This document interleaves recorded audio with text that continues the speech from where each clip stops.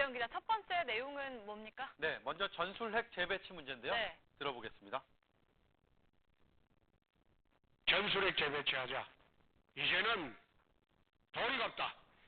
핵에는 핵으로 대응할 수밖에 없습니다. 핵을 가진 나라와 가지지 않는 나라는 전력의 비교가 무의미합니다. 네, 홍 후보는요, 전술핵 재배치와 핵 보유를 같은 개념으로 주장했습니다. 하지만 둘은 엄연히 다릅니다. 핵 보유는 자체 개발을 통해서요, 핵무기를 갖는 겁니다. 핵 확산 금지 조약, NPT를 탈퇴해야 되고 국제적으로 고립을 감수해야 합니다. 북한이 바로 그 길을 걸어왔던 거죠. 그런데 전술핵 재배치는요, 미국의 핵무기를 한반도에 그냥 들여오는 겁니다.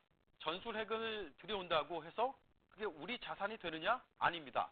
미국이 승인하고 통제하고 관리하는 미국의 자산입니다. 네, 그런데 홍준표 후보가 이 두 가지를 뒤섞어서 쓰는 바람에 한국을 핵 보유국으로 만들겠다라는 것처럼 느껴지게 하는 거잖아요. 네, 그렇지만 핵을 가진 나라가 되는 건 아닙니다. 네. 그렇다면 전술핵 재배치가 가능할 것이냐? 이 부분에서는 의견이 엇갈립니다. 오바마 정부에서는 핵무기 없는 세상을 추구했습니다. 이에 맞게 핵 정책이 수립이 됐습니다. 그래서 불가능했습니다. 하지만 트럼프 정권은 핵 정책을 재검토하고 있습니다. 만약에 미국의 기조가 바뀐다면 상황이 달라지겠죠. 그런데 미국과 합의를 하더라도 주변국인 중국, 러시아의 반발이 예상이 됩니다. 그리고 국회 동의 문제도 있습니다.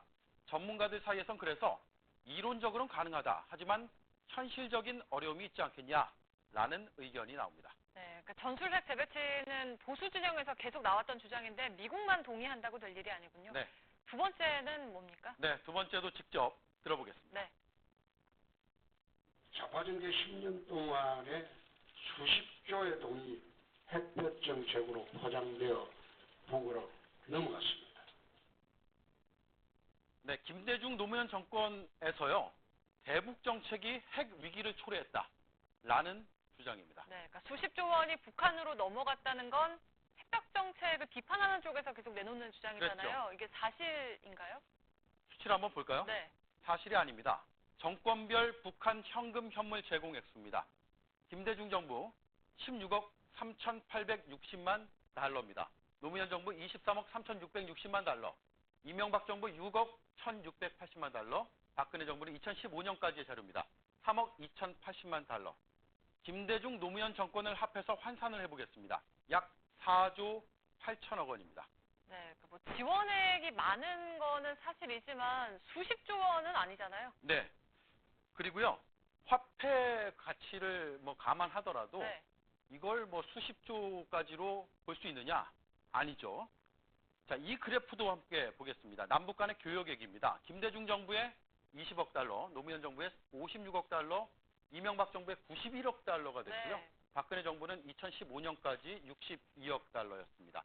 교역액은 거래한 액수입니다. 그러니까 북한에 간 것과 우리가 받은 걸 합한 금액입니다. 그러니까 오히려 교역액은 이명박 정부 그리고 박근혜 정부 때 확 늘었는데요. 네. 네. 그래서 일각에서는 햇볕 정책으로 핵 개발 자금을 대줬다는 근거 없는 주장이 나오고 있는데요. 교역액으로 보면 오히려 정반대의 주장도 나옵니다. 들어보시죠.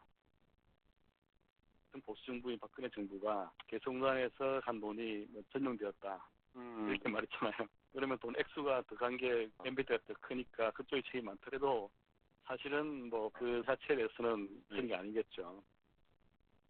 네, 어느 정부에서 많이 줬다 안 줬다가 문제가 아니라 이 통계 자체가 중요한 이유는 특정 정권만 북한과 거래를 했다는 식의 프레임이 설득력이 매우 떨어진다는 걸 보여주기 때문입니다. 네, 그 햇볕 정책으로 북한에 퍼주기를 했다라는 이런 일각의 좀 인식도 사실이 아닌 걸로 보이고 다음은 또 어떤 겁니까? 네, 마지막 들어보시죠. 네. 김정은 정권을 옹호하는 좌파 정권이 들어선다면 미국은 우리와 상의 없이 북한을 선제 타격할 수도 있는 그런 상황이 되어버렸습니다. 네, 좌파 정권이 들어서면 미국이 우리와 상의하지 않는다. 우파 정권이 들어서면 상의할 수 있다. 이런 얘기거든요. 이 역시 사실로 보기가 어렵습니다. 네. 이건 좌파 우파의 문제가 아니라 한미 동맹의 문제입니다. 한미 상호 방위 조약 2조, 본 조약을 이행하고 그 목적을 추진할 적절한 조치를 협의와 합의하에 취할 것이다.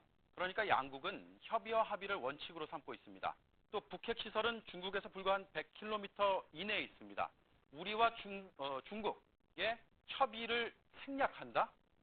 거의 불가능합니다. 네. 팩트체크 오대영 기자였습니다.